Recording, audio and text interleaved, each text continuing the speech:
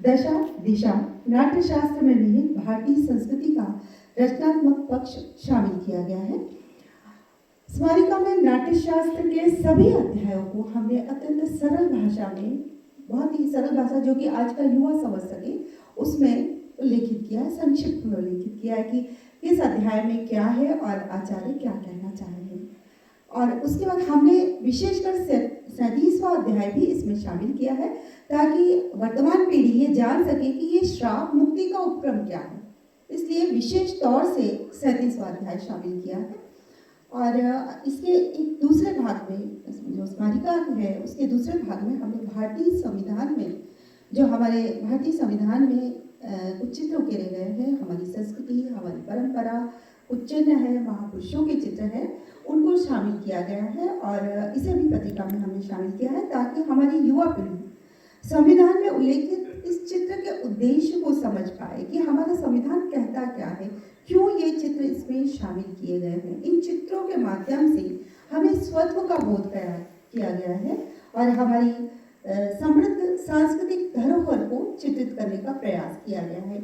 ये 1950 में जो चित्र शामिल किए हैं, ये तब से अभी तक पता नहीं लोगों तक क्यों नहीं प्रसारित हो पाई, या लोग, बच्चे, आज की युवा पीढ़ी से अगर हम पूछेंगे कि हमारे संविधान में कितने चित्र हैं तो वो इसे नहीं जानते। तो यह एक प्रयास है कि हम अपनी सांस्कृतिक धरोहर को अगली पीढ़ी तक शब्दों के माध्यम से और पत्रिका के माध्यम से पहुंचाने का प्रयास करें। तो इस तरह से यह आंशिक प्रयास है और पत्रिका आपके समक्ष कुछ ही क्षणों में आने वाली है। हमारी माननीय समृद्ध मंच उसका लोकार्पण करेंगे और हम अभिभूत होंगे। यह हमारे लिए हर्ष की बात है कि हमारे अध्यक्ष जी और विद्वज्जन हमारे मंच पर उपस्थित है और सभागार में उपस्थित सभी विद्वज्जनों की उपस्थिति में यह पत्रिका हमारे बीच साझा होगी। बहुत बहुत धन्यवाद। 47 वर्षों से पत्रकारिता के क्षेत्र में सक्रिय रूप से कार्यरत हैं। वे पत्रकारिता एवं प्रबंधन दोनों से जुड़े हैं। इस समय स्वदेश के 6 संस्करणों भोपाल, रायपुर, बिलासपुर, जबलपुर, सागर तथा सायकालीन स्वदेश भोपाल के प्रधान संपादक एवं संचालक हैं। 18 जून 1946 को उज्जैन जिले के बड़नगर में जन्मे। हिंदी एवं राजनीति शास्त्र में MA तथा LLB आपने किया। आपके जीवन में पत्रकारिता का अलंकरण उस समय हुआ जब 1966 में अपने छात्र जीवन काल में मंदसौर महाविद्यालय की पत्रिका कीर्ति के संपादन का दायित्व आपने प्राप्त किया। छात्र जीवन में ही छात्र आंदोलन में सक्रिय रहे तथा मंदसौर महाविद्यालय छात्र संघ के पदाधिकारी, विक्रम विश्वविद्यालय उज्जैन छात्र संघ के उपाध्यक्ष भी रहे। अनेक प्रतियोगिताओं में आपने अनेक पुरस्कार प्राप्त किए। सीधे पत्रकारिता से जुड़ने का अवसर जुलाई 1967 में आया जब आप राजमाता सिंधिया द्वारा संचालित ग्वालियर के दैनिक हमारी आवाज़ से जुड़े। राजमाता से यह जुड़ाव आपके जीवन पर्यंत बना रहा। हमारी आवाज़ का स्वदेश में रूपांतरण होने पर 1971 में ग्वालियर में स्वदेश के प्रारंभ के समय स्थानीय संपादक के रूप में स्वदेश से संबद्ध हुए एवं कालांतर में इसे नई ऊंचाइयां प्रदान की और स्वयं भी अनेक सफलताओं के शिखर को छुआ। 1973 से उन्होंने उसका प्रबंध भी संभालना प्रारंभ किया। इस बीच ऐसे कई क्षण आए जब जून 1975 में आपातकाल के समय स्वदेश के प्रकाशन पर प्रतिबंध लगा और स्वदेश की संचालक संस्था श्री रेवा प्रकाशन इंदौर के लगभग सभी महत्वपूर्ण व वरिष्ठ पदाधिकारी कारागार में थे और स्वयं आपके विरुद्ध भी वारंट था। गिरफ्तारी वारंट के बावजूद आपने ग्वालियर स्वदेश के साथ साथ स्वदेश इंदौर का भी आपातकालीन स्थितियों में सफलतापूर्वक एवं निर्भीकता से संचालन किया। 1981 में स्वदेश का भोपाल संस्करण प्रारंभ होने पर वे स्वदेश भोपाल एवं ग्वालियर के प्रधान संपादक बने तथा ग्वालियर स्वदेश का संचालन करने वाली संस्था स्वदेश प्रकाशन ग्वालियर प्राइवेट लिमिटेड एवं स्वदेश प्रिंटर्स ग्वालियर प्राइवेट लिमिटेड के संस्थापक प्रबंध संचालक बने। स्वदेश के प्रतिष्ठापूर्ण विशेषांकों की दीर्घ परंपरा में अटल बिहारी वाजपेयी अमृत महोत्सव विशेषांक, राजमाता सिंधिया पुण्य स्मरण, लाल कृष्ण आडवाणी व्यक्ति और विचार, राष्ट्रऋषि गुरुजी सुदर्शन स्मृति भाजपा रजत जयंती विशेषांक आदि अनेक बहुचर्चित एवं संग्रहणीय विशेषांक इनके संपादकत्व में प्रकाशित हुए। आप लगातार 4 वर्षों तक भारतीय भाषाओं की प्रतिनिधि संस्था इंडियन लैंग्वेज न्यूज़पेपर एसोसिएशन इल्ना की जनरल सेक्रेटरी रहे तथा 2 वर्षों तक उपाध्यक्ष रहने के बाद 2 बार अध्यक्ष निर्वाचित हुए।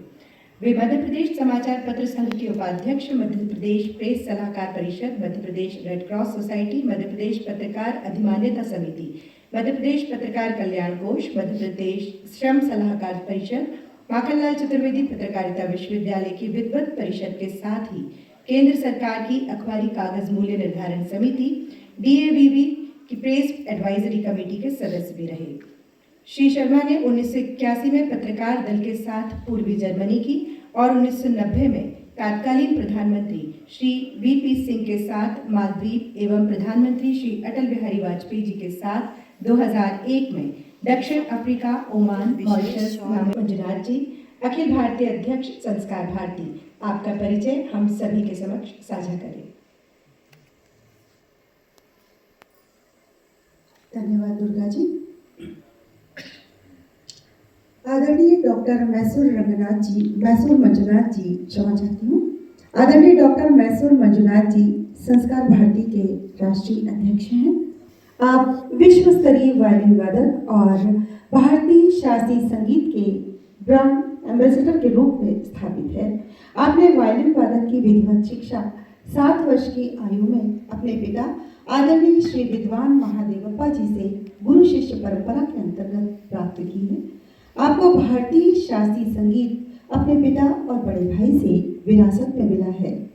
आपने अब तक 55 देशों में वायलिन वादन की प्रस्तुतियां की है।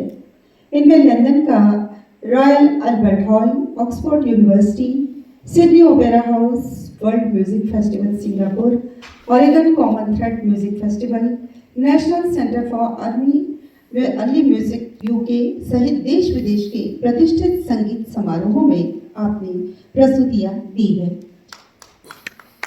अंतर्राष्ट्रीय वायलिन सम्मेलन सैंटियागो, बेल्जियम में पोजार संगीत सम्मेलन, न्यू मैक्सिको में सांता महोत्सव, इटली में मिलान महोत्सव, सात शिखर सम्मेलन आदि में आपकी गरिमामय प्रस्तुतियां हुई हैं।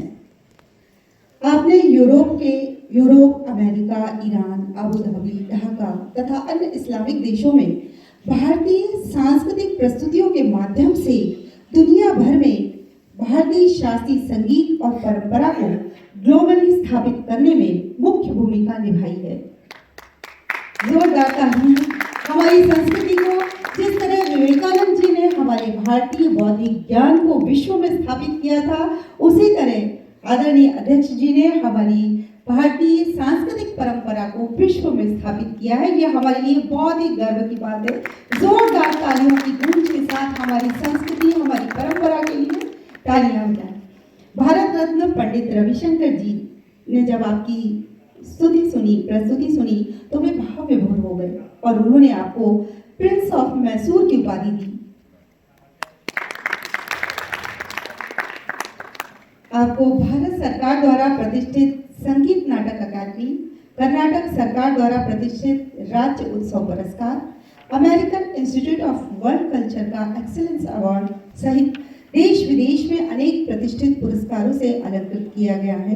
क्योंकि आपके पुरस्कारों की श्रृंखला बहुत लंबी है और प्रस्तुतियों की भी श्रृंखला बहुत लंबी है, जिसे हम इतने कम समय में उल्लेखित कर ही नहीं सकते।